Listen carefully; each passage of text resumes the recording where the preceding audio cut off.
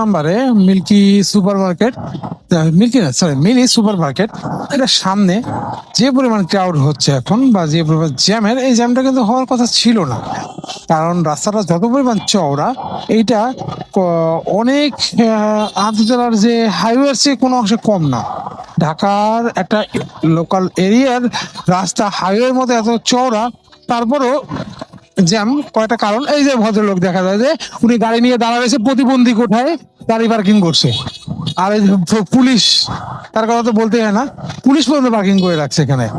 আর এই যে এখানে বেশ কয়টা দোকানপাট আছে, এই দোকানপাটের সামনে গাড়িগুলো পার্কিং করে রাখছে। এখানে কিসের রেস্টুরেন্টও আছে কিছু, সেগুলো প্রাইভেট কার পার্কিং করে রাখছে। তার মধ্যে আবার সবজির বাজার বসছে, পুলিশের গাড়ি রেখেছে।